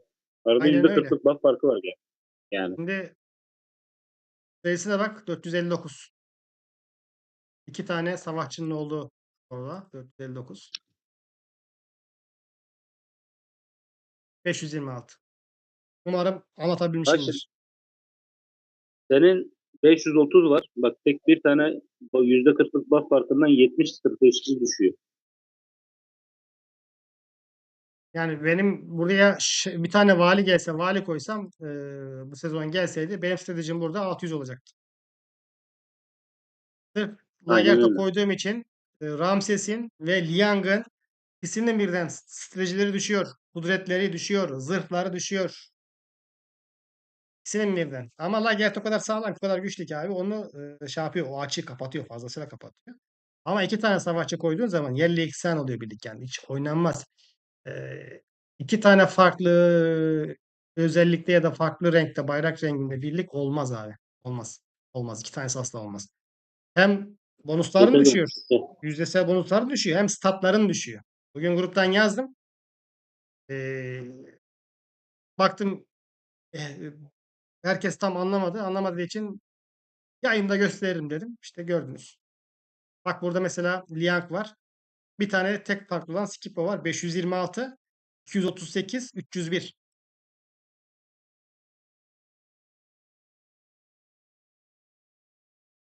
Darmanlı deneyeyim hadi sana. Yankı çıkartayım. 301'den 262'ye düşmüş. Gördün mü? Bak 208'e düşmüş. 459'a düşmüş. Yani bunu söylemek istiyorum Ya, arkadaşlar. Bu. Şamanlı mı? Tamam şu ya, ayrıntılara bakalım mı? Bir dakika. ayrıntılara Lagerta'yla bak bir çete dön. benden Yapalım. bir tane fazla atmışsın. 81K vurmuşsun. Ben senden bir eksik atmışım. 107K vurmuşum. Burada tabii statlar çok etkiliyor. Bütün kahramanların üçü de o statlardan etkilendiği için eee, hasar farkı buradan oluşuyor. Bir de şey tabii benim stat şeyle özel teknoloji olarak ben daha öndeyim ama en azından şunu akıllardan gitti. Hem Laker'de hem Skip'te olmaz. Olmaz. Ama Skippo mesela Lagertesi olmayan bir adam elinde Skippo varsa oynayabilir. Ama sıfırdan Ramses Skippo yapılır mı? Yapılmaz. Sıfırdan Ramses'e Lagerta da yapılmaz. Ben savaşçı kılıç yapacağım diye Lagerta yaptım. Sonra vazgeçtim. Lagerta öyle kaldı arkadaşlar. Yani ben savaşçı kılıç yapacak diye bir iddiam olmasaydı Lagerta yapmazdım. Pişman mıyım? Değilim. Benim çok güzel taşıdı yani. Ramses'imi bir tık öne geçirdi. Öyle. Ama yapmazdım şu anki aklım olsa. Bilsem böyle olacağını yine yapmazdım. Ona harcadığım 600-700 bin gümüşle Vlad çevirdim ya. Ne bileyim. Ya da Belisarius çevirirdim. Belisarius'a genel madalya basmazdım. Gibi gibi gibi. Bir sonraki sezon ne olacağı belli olmuyor çünkü. O yüzden yani Ramses'e tutup Skippo, Lagerta sıfırdan yapmaya çalışmayın. Kaynaklarınızı boş yere harcamayın. İdare edin. Zaten sırası geldiği zaman, sezonu geldiği zaman güçlenecek birlik. Ne deniyorsun? Hadi dene. Şarman var ya. Şarman Sikikko. Şalman ve Skiplo var. Tamam. İzleyicimiz istedi. Biz de yapıyoruz arkadaşlar. Şalman'la Skiplo. İnşallah Şalman bir 4-5 tane imza atar. İnşallah. Senden önce attı. Senden önce attın. Büyük ihtimal Şalman orada 2 defa falan attı. İlk turda hızlı attı Şarman ya. Evet. Değil mi? Şalman yazı tura. Bak 5940'la vuruyor. Ya Şalman yazı tura. Şalman imza atarsa ne kadar çok imza atarsa o kadar iyi. Ama atmadığı zamanlar da oluyor yani. Ya diyorum Tabii ben bu canım. adamı kesiyordum diyorum. Şimdi niye kesemedim diyorum. Bakıyorum Şalman bir tane imza atmış. 2 tane imza atmış. Canı isterse 7 tane 8 tane imza da atıyor. 7-8 imza atınca kesiyorum. Ama 2 tane 3 tane bir tane atınca Oğlum dur lan Lagerta mı var? Nasıl Lagerta var lan? Çıkarttın ya onu. Oğlum bende yanlış Skippo var. raporum bak. Tamam, Bende tamam, Skippo var. yanlış rapor bak. Yanlış rapora Tam bakmış. Skippo var zaten. Tam Skippo olacak zaten doğru ya. 6 tane atmış Şarman. Bak hayvan gibi 39 saniyede atmış. 6 tane çok iyi. Çok iyi. Çok fazla. Çok fazla atmış. Aşırı bak burada işte aşırı fazla atmış. Yani bu 6 imza normalde burada 33 imza atması gerekiyormuş. Şaman sayesinde 39 atmış ve bu attığı 6 imza şu anki bunun kaç şeyi? Hemen hesaplayacağım. 462. 462 çarpı 0,003 ayrıntılar. Şalman'ın imzası. Bu değil. 45 saniyede. 5 miydi? 45'ti. Bu 6 saniyeliğini arttırıyor. Bir Ha, imza attırdığı zaman 6 saniyeliğini arttırıyor hasarını. çarpı Tek imza için değil. çarpı 45 artı 45. Boş haliyle bu attırdığı Şaman attırdığı 6 imza %107 fazlalık bonusla. Yani %107 bonusla attırıyor. %107. Bak, bu %107'lik kısım 6 saniye boyunca sürüyor. 6 saniye boyunca attırdığı bütün yani Ramses'in attığı bütün imzalar %107 bonusla vuruyor. Evet. Bir daha deneyelim. Vallahi böyle Şarman da iyiymiş ya. Ben farklı bir rapor çıkacağını düşünmüyorum gene ya. Takipçimize teşekkürler. Şalman Lagerta güzel oldu. Skip bu. Şalman skip bu. Alışamadım daha Skippo'ya. Dur bekle. Bir dakika var. Bir dakika olmuş. Şarjım %15. Şarjın Cigerim. %15. Tamam. Hı. Ramses Hoparlörü top dizili nedir açıyorum arkadaşlar? arkadan. Ramses top dizili. Ramses, Şalman, Liank abi. En iyi dizilim o.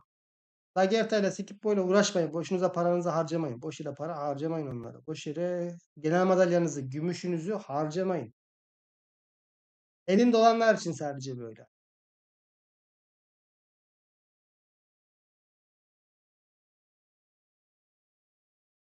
Üçüncü sezona gireceğiz. Ramses alabilirsem Lagerta hiç uğraşmayayım mı? 4. sezon. Uğraşma. Hiç uğraşma kardeşim.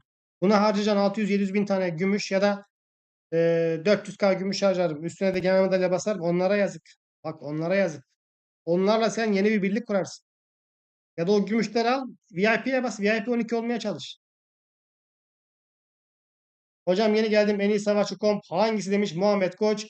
Miyamoto, Skippo, Lagerta. En iyisi o. Yalçın.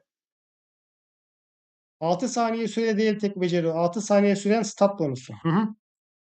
Efendim? Evet, sesim geliyor mu dedi. İyi mi sesim Geliyor. ya? Bu kulaklığı taktım da. Tamam Azaldı geliyor. Hadi diye. saldır. Saldır. Durduk. Gene erken attırdı bak bizimki bir tane. Şarman. Evet.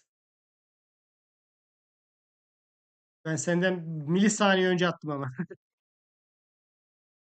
Tırtıkla dengeler onu belki. Bakalım. Tam pek kritik gözükmüyor ufukta. Bir tane attı 3700. ya. 3700. Yan düştü. Ay. Yani bunu demek istiyorum. Bak burada Şalman kaç imza attırmış.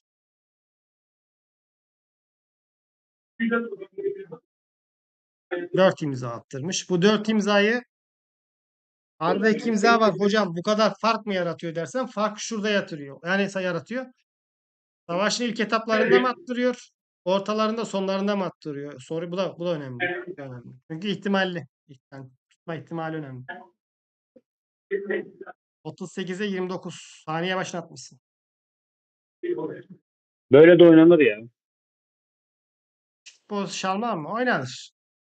Yani Oynanır Ramses'in yine oynanır. yani Ramses'e Skippo da yapsan, yani Lagerte Skippo ben bunlardan birini mutlaka yapacağım diyorsan abi Lagerte yap derim. Niye Lagerte yap derim? En azından dördüncü sezon, beşinci sezon 2 sezon fazladan oynayacaksın. Arada öyle amşan fark yok ama Skippo daha iyi. Ama hiç yapmasan daha iyi. Şalman'la oyna. Şalman'la yak devam abi. Da böyle.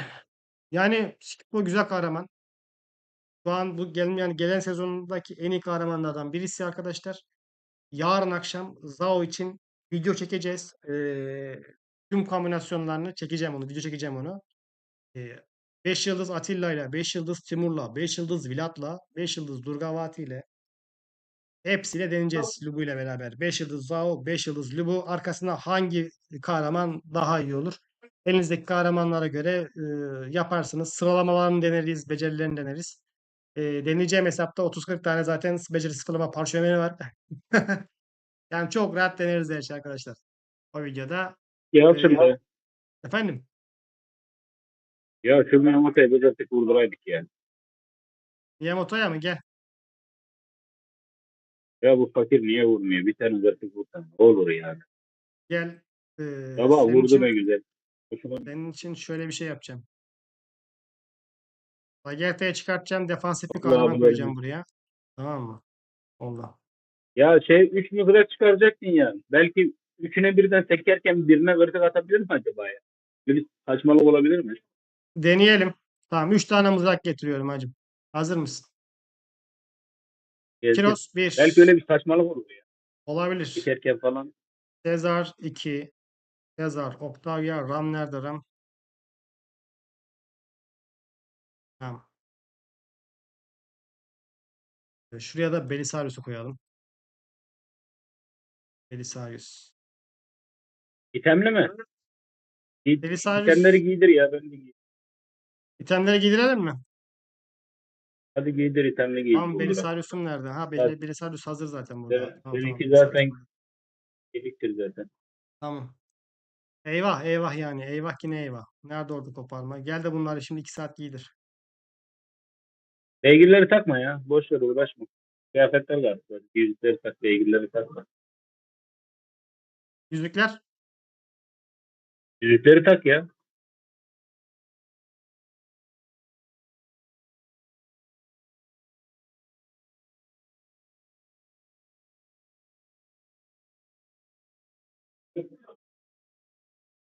Bununki mi de aynı mı? Bununkiymiş.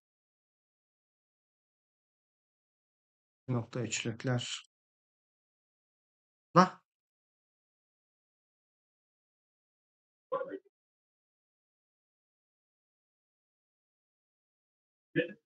Kahraman iyileştirme. Pasif beceri 2 nokta. Peki tamam bu. Bir an kilosa iyileştirme takıyorduk ha. Tamam bu. Burası da iyileştir. Diyor. Burası da iyidir. İyileştirir ya. İyileştirir. Mızrak silin.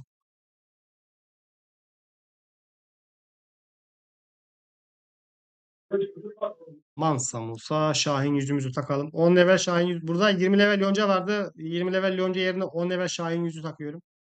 Huzurlu sınak daha fazla tetiklenir. İyi oluyor. Yoncayı da Belisarius'ta kullanıyorum.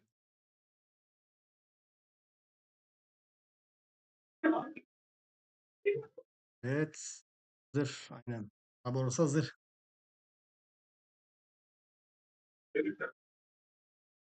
İyileştirme. Bakımız iyileştirmedir. Zırh. Tamam mı? Binekli kahraman. Hayat kurtaran.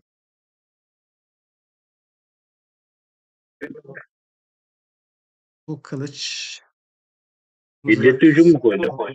Mızrak. Hayat kurtaran bu. Aynen. Bu Barbaros'un hayat kurtaranı. Mansa Musa'nınki agresif bir hayat kurtaranı var onun.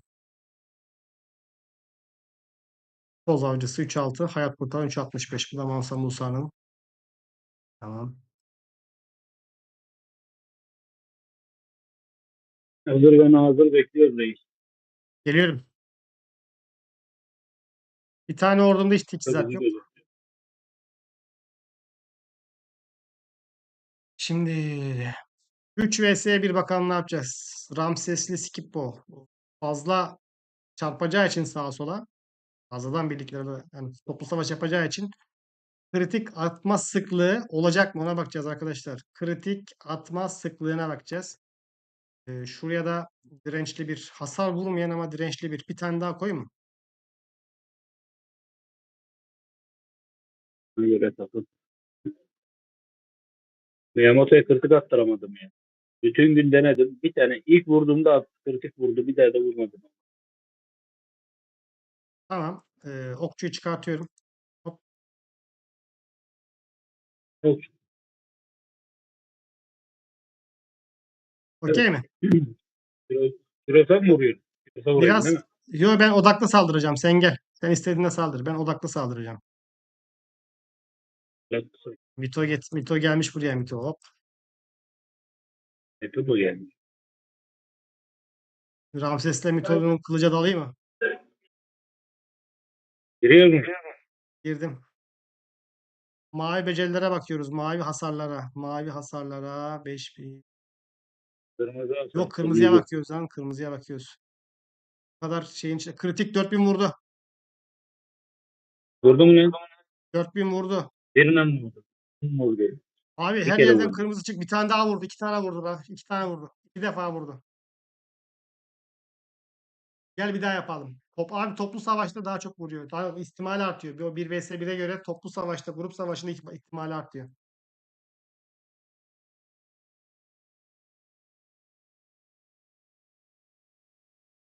Ya sayısı iki tane birlik getirsene ya.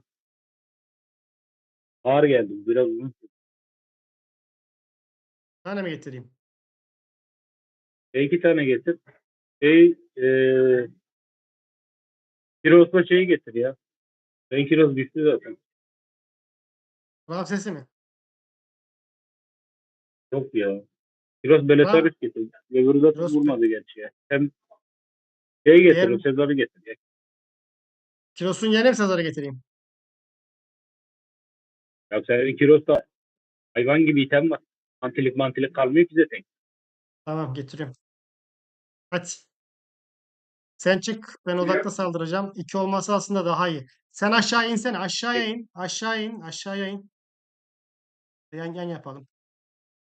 Tamam gel. Odakta Bekle iki saldırıyorum. dakika. Dur. Süreye dolmadı. Dur. Doğru. Süre dolunca yapıştır. Ne var şimdi? Kiros'ta Sezar mı var? Belisarius Sezar var. Kiros'u çıkarttım. Tamam.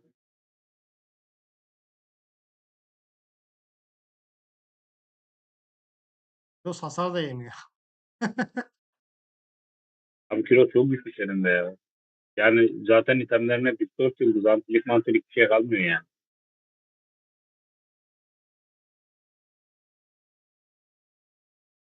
Ben Kiros'un mücevherleri artı 2 çok rahat yapardım. Ama gittim Ramses'inkileri artı birledim.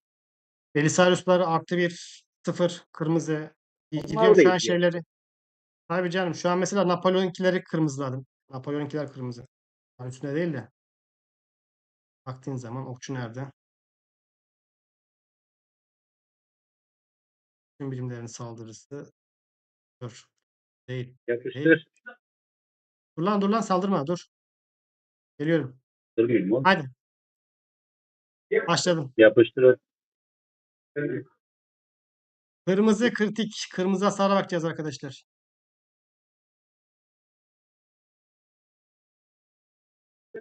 Ben kritik atamadım.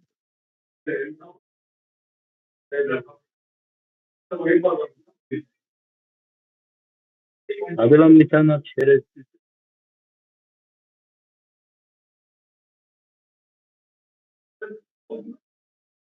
Yok ya. Atası yok valla. Biraz Üç önce birlikte attı gene de. 3 birlikte 2 tane attı.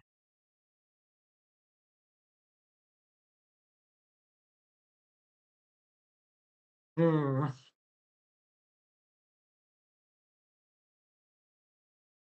7 Kiros saniye oldu. Sezar getireyim ben. Kiros Sezar getireyim. Kiros'la zaten baş başa kalacak. Savaş uzayacakken. Yok. Getir. Tarafa yok. O sırada ben şu bunlara Bir tane daha bakayım. şey koysana ya. Çöp dizi, neyse ya şimdi ayarladım. Çöp bir dizilim daha olsa kalabalık atarım dedim. Tamam getiririm şimdi. Bir süvari yapar getiririm. Git getir lan. Bende sit yok. Heh, Yapma be. ilmi yok.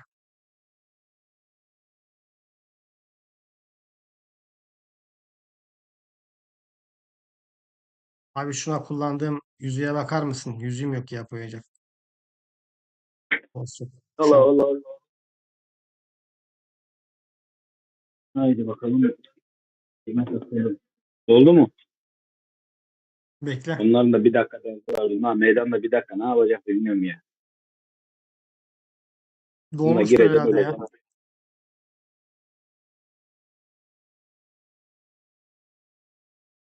Bunları niye bir dakika koyuyorlar ki abi? Meydanda ne yapacak adam? Bir dakika boş mu gelecek? Yalnız benim okçu gümbür gümbür geliyor. 35 tane şey var. Buradan.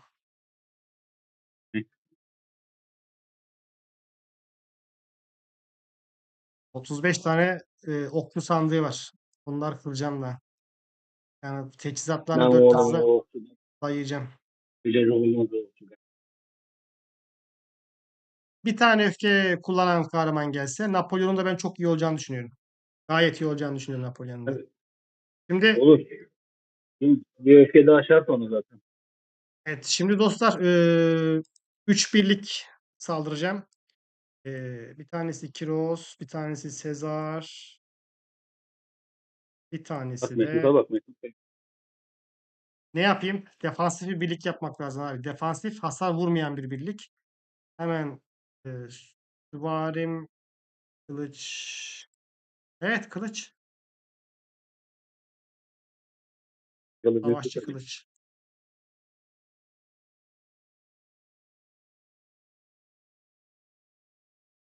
Fatih.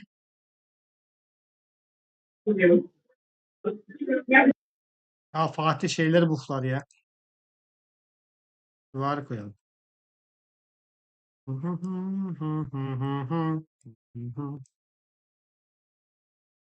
Kumandan sen ol Kaçu. Arkasına seni koyalım. Arkasına Tarık'ı koyalım. Tamam. Böyle bir kırık bir şey yaptım.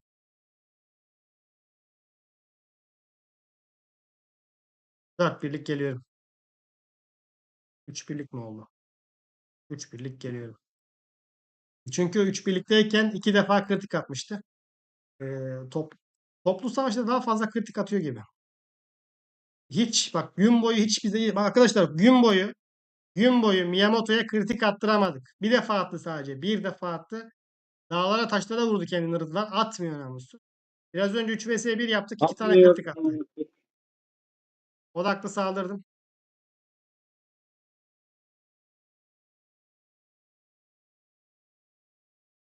Hemen Kiros da insan değil be abicim.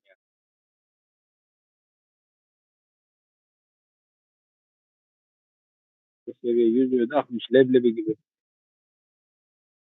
Abi o kadar çok Kritik kırmızı attı hasar mı? patlıyor ki sağdan soldan adam seçemiyor ya.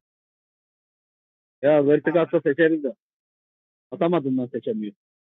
Atamadığından seçemiyoruz. Attı 3700. Onu He? büyük ihtimal onu kilos vurdu. Onu kilos vurdu. Kilos attı Kiros bile 40'ı. vuruyor. Kilos aynen. Bir tane daha attı kilos biraz önce. Yok abi. Ya. 2 defa attı. İlk savaşta 3 vs 1'de. Onun dışında Miyamoto Lagerta çift TPS kritik atmıyor. Scipio abi beklenildiği gibi kritik attırmıyor. Çok düşük oranı. Çok düşük. Raporlanması gerekiyor. Hiçbir şekilde %10 ya. atılmıyor. %10 çok düşük. Yani şu an Scipio üzerindeki kritik hiçbir işe yaramıyor. Net şekilde hiçbir şey yaramıyor arkadaşlar. Çok nadir hallerde Ya zaten 10-15 tane imza atıyor zaten. %10 ihtimal koymuşlar. Keşke. Öyle bir %30 falan yapsalarmış bari şöyle 10 imzanın ikisi üçü vursamış yani. Bir evet. faydası olsamış. Mesut diyor benim Lubu'ya bir dal diyor bakalım. Lubu'ya dalayım ben bir. O adam da mor teknoloji açık. 130 lira nasıl da alacağım? Harbi lan. Ha, ben de alayım. Ha sen de. Cross'la mı da alayım Belisarius? Hayır ya. Kiros'la da. Belisarius'la dalaydın ya. Dur bakalım. 130 level mor teknolojisi açık.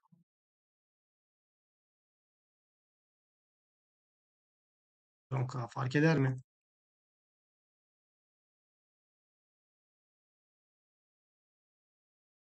400 kritik vurdu lan adam sana.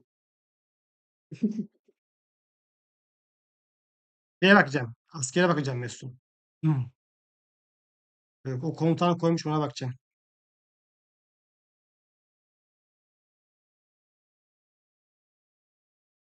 Dört yıldızı tamamlıyor. 4 yıldıza gidiyor. Becerileri full demiş Karabay'da.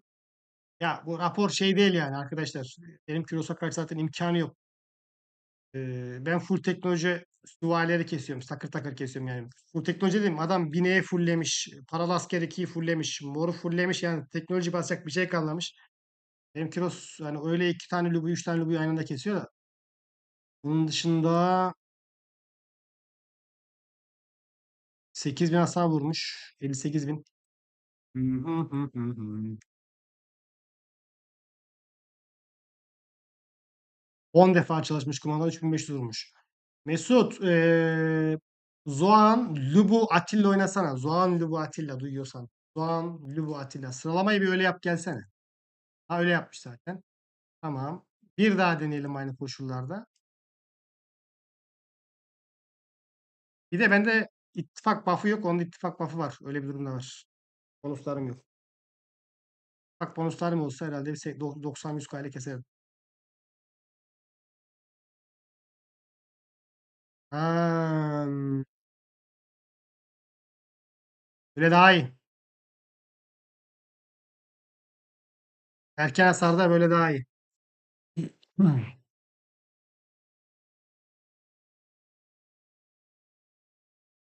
Nasıl ama? Lubu hiç kritik atmadı. Ya attı atmadı önemli değil. Bu Zoan 5 yıldız olduğu zaman durmadan çifte saldırı. Durmadan çifte saldırı tetik. Durmadan. Ya Atilla Zoan bufflıyor. Zoan Lubu'yu bufflıyor. Öyle düşün. Öbür Bir türlü bakalım bir oturmuyor sene çünkü. de çalışıyor. Öbür Buna türlü bakalım. oturmuyor birlik. Bakalım hemen. Hemen bakalım şuradan istatistiklerden. 20K'ya 48K atmış. 28 saniye sürmüş. Saniye sürmüş. 20K'ya 48. 28 saniye sürmüş. 53K'ya 8K. Karar sizin. Aynı saniyede 58 66K hasar. 66 69K hasar.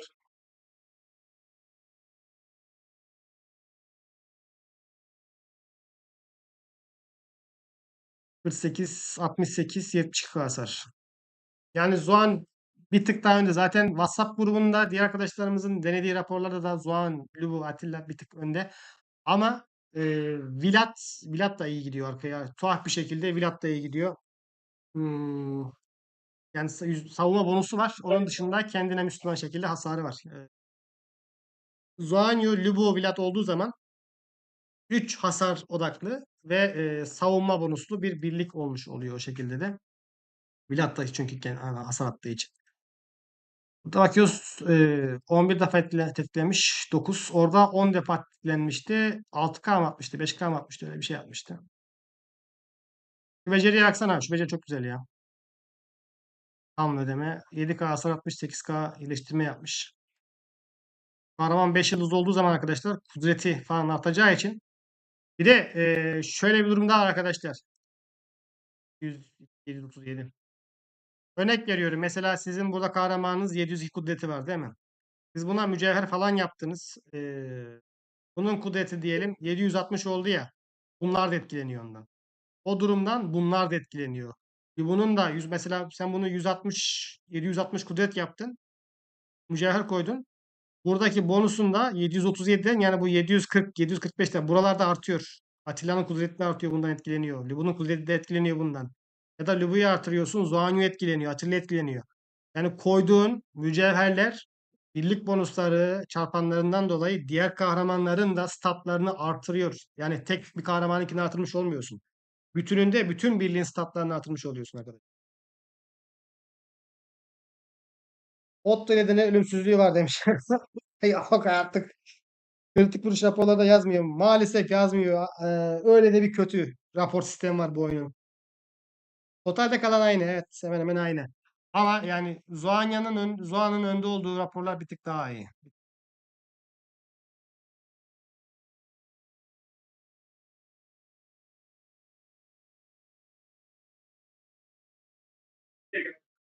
Bir de Belisarius'la saldırayım.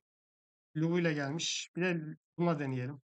Belisarius'la savaşı biraz daha uzun sürer. Çünkü benim Belisarius'um o kadar güçlü değil. Ama Lobu'yla daha iyi. Bakacağız şimdi. Hacı valla ben bu oyunda şunu anladım. Bazen hiçbir şey okunduğu gibi olmayabiliyor bazen ya. Çalışmıyor çünkü ya bozuk oluyor. Görüyorsun Alparslan'ı. Belisarius ekmek gibi yedi. Yani benim Belisarius ekmek gibi yemesi normal. Benim Belisarius'la benim kilos arasında dağlar kadar fark var. Belisarius'un teçhizatları da 3 yıldızların son tıkı yani açık değil. Yani 4. yıldızlar açık değil. Yüzükleri daha aa, yani baksana. Şunu demek istiyorum. Şu üçüncüleri kalık yani kalmış. 20 aslan var. 20 yüce daha var. 20 gece kurdu var. Kiros'a bakıyorsun. Teçhizatlar 4 yıldızlar açık. Kolluk ayaklık 4. Kolluk ayaklık 4. Mansa Musa kolluk 4. Ayaklık 4 olacak. Bunlar da aynı keza öyle olacak. Abi ben bir daha bunun yüzünü koymamışım lan. Bunun yüzü nerede? Aa, ben buna ne koydum? Sarkış koydum.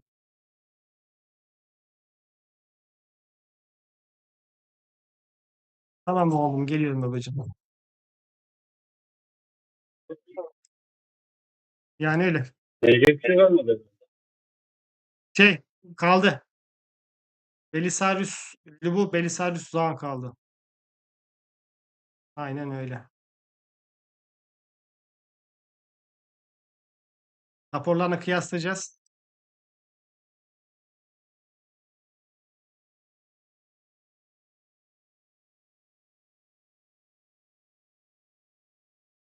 Abi net ben sana bir şey söyleyeyim mi? Yani bu bu kısım sonlarda olacak. Bu kısma tekrar tekrar bakın. Zoan önde olduğu zaman erken hasarlar daha hızlı oluyor. Ben onu fark ettim. Benim gözlemim o yönde. Kumandan becerisinden kaynaklanıyor olabilir. Erken hasarlar daha hızlı oluyor. Mesela bakıyorsun total hasar 29 saniyede 125, 129, 30K falan vuruyor. 104'e 21 artı 8. 104'e 21 artı 8. 22 saniye 70, 130K. Lobu'dan çok hasar atıyor ya. O zaman Lobu Evet. değişecek burada. 10K. Arkada hiç hasar atmıyor. Ben sana söyleyeyim mi? Niye Lubu'dan çok atıyor? Atilla kudret veriyor ya buna. Büyük ihtimal imzası falan 5. yıldız özelliği, 135 hasar artışı. Artı savaş şarkısı kullanıyor mu? Kullanmıyor diye biliyorum. Eleştirel içgörü merhamet. Savaş şarkısı da yok. Sadece imzasından gelen kudret var. 10K vurmuş Atilla. Mehmet niye koyuyor? İkinci vuruşu olduğu için. 11.000 birlik yenilemiş. Evet. Güzel. Abi bu kahraman daha şey yani. Daha adam 4 yıldız. Ya daha o iyi zaten ya yapılır. Da sadece Yapılır. dizilimde nasıl oynanacak ona karar verilmemişti. Evet. Dizinde Bir nasıl sene oynayacak sonra bilmiyorum. ona karar veremiyorsun. Adamın aklını çok bulandırıyor. Atilla tuttuğu zaman yani böyle imzasıyla beraber savaş şarkısı tuttuğu zaman 500'e yakın kudret veriyor. Düşünüyorsun ki lan Lubu diyorsun 500 kudretle bir kritik atsan ne olur? Onu düşünüyorsun. Hadi onu da geçtim. Zaun'u koyuyorsun Atilla'ya arkaya koyuyorsun tuhaf oluyor. Ee, Arkaya Vlad koyuyorsun bambaşka bir şey oluyor. Hem hasar azaltma oluyor hem hasar vurmuş oluyor. Tabii Atilla'dan daha Timur'dan daha iyi oluyor Vlad o açıdan. Hem hasar azaltması var hem de hasar artışı var. Önceden niye Vlad iyi olmuyordu? Çünkü birlik önceden eleştirel içgörü, savaşçı şarkısı bu tür şeylere ihtiyaç duyuyordu. Bufflama ihtiyacı duyuyordu. Abi Zoan'ın imza becerisi güzel. Yani türlü türlü özellik verdiği için kritik hasar artışı veriyor. Saldırı veriyor. Bu da seni Timur'dan ve Atilla'dan bir nebze aslında arındırmış oluyor. Üçüncü kahramanı daha ofansif bir off-tank kahraman seçebiliyorsun. Off-tank'tan kastımız defansif aynı zamanda agresif özelliklere sahip olan kahramanlara yöneltmiş gibi. Böyle. Deneyeceğiz. Hepsini deneyeceğiz arkadaşlar. Şu ikisinin arkasında 5 yıldız olarak bütün destekleri deneyeceğiz. Yarın videosunu çekeceğiz. Buraya kadar izlediyseniz teşekkür ederim. Beğeni atmayı unutmayın. Umarım yararlı, faydalı bilgiler olmuştur. Aklınızdaki sorulara cevap almışsınızdır. Kendinize iyi bakın dostlar. Esen kalın, hoşça kalın. Bu arada ankete bakalım ankete. Ankette %54 idi zaten. Kahramanları görür görmez söylemiştik. Mesut'un geldiği iyi oldu ya. Evet. Anlık izleyici sayısı maksimum 104'ü görmüş. Çok iyi. Hadi görüşürüz.